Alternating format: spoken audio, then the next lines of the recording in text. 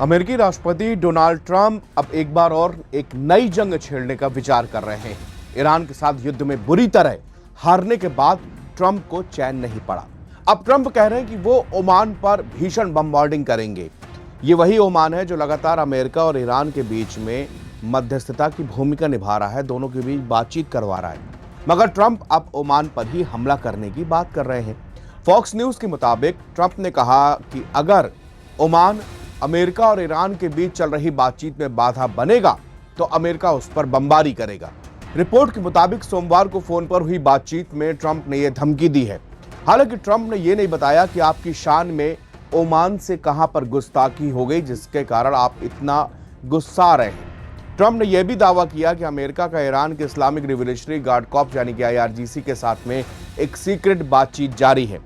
हालांकि IRGC ने थोड़ी देर के बाद ही ट्रंप के इस दावे को खारिज कर दिया और कहा कि अमेरिका के साथ उनकी कोई भी बातचीत नहीं हो रही है। ओमान को लेकर ट्रंप ने जो बात कही उसको लेकर हैरानी है, क्योंकि ओमान एक तटस्थ देश है, यानी वो ना तो ईरान की तरफ से और ना ही अमेरिका की तरफ से कोई कार्रवाई किसी भी तरह कर रहा है। उल्टा कई बार ईरान ने ओमान पर अटैक भी किए हैं। इसके बावजूद ओमान ने ईरान और अमेरिका के बीच में मध्यस्थता की भूमिका भी निभाई है। अब सवाल ये उठता है कि ट्रंप की इस नाराजगी की दरअसल वजह क्या हो सकती है। तो इसकी असल वजह जो सामने आ रही वो है हॉर्मुज स्ट्रेट। दरअसल ईरानी राजनयिक ओमान के साथ में हॉर्मुज स्ट्रेट में जहाजों की आवाजाही के लिए एक अंतरिम व्यवस्था तैयार करने की लगातार कोशिश कर रहे हैं, मीटिंग कर रहे हैं, बातचीत कर रहे हैं।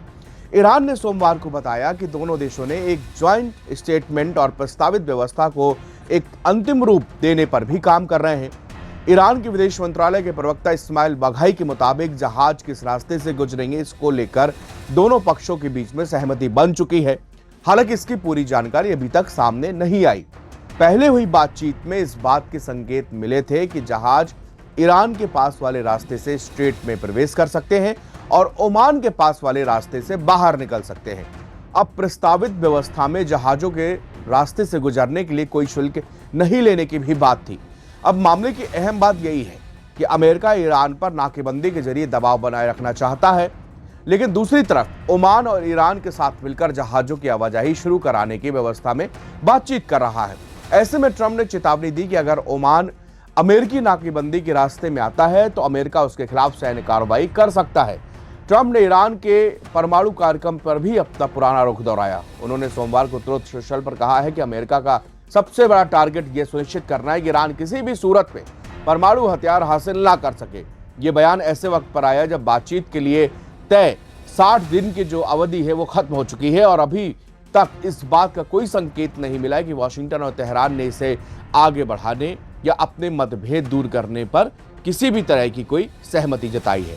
फॉक्स न्यूज से बातचीत में ट्रंप कहते हैं कि उन्हें ईरान के साथ युद्ध खत्म करने का कोई जल्दबाजी नहीं है। उन्होंने ईरान की तुलना अच्छे पोकर खिलाड़ी से करते हुए कहा कि ईरान के लोग अच्छे खिलाड़ी हैं लेकिन वो मर रहे हैं। ट्रंप ने कहा कि उनकी कोई समय सीमा तय नहीं है। नवंबर में होने वाले अमेरिकी मध्यावधि चुनाव का भी उनके फैसलों पर कोई असर नहीं पड़ेगा। उन्होंने अमेरिका के हथियारों के भंडार को लेकर उठ रही जो चिंताएं हैं उसको भी खारिज करते हुए कहा कि इस्तेमाल किए गए हथियार उनकी कुल सैन्य क्षमता के मुकाबले बहुत कम है। अमेरिका और ईरान के बीच 18 जून को हुआ 60 दिन का जो MOU था वो 17 अगस्त को खत्म हो गया। इसका मकसद दोनों देशों के बीच में बातचीत जारी रखना, स्थायी समझौते तक पहुंचना था। हालांकि दोनों देशों ने बाद में एक दूसरे पर फिर हमले शुरू कर दिए और 8 जुलाई को ट्रंप ने सीज फायर खत्म होने का ऐलान कर दिया। अब MOU की अवधि पूरी होने के बीच दोनों देशों के बीच बातचीत का सबसे अहम मुद्दा फिर से हॉर्मुज स्ट्रेट खोलना ये बना हुआ है।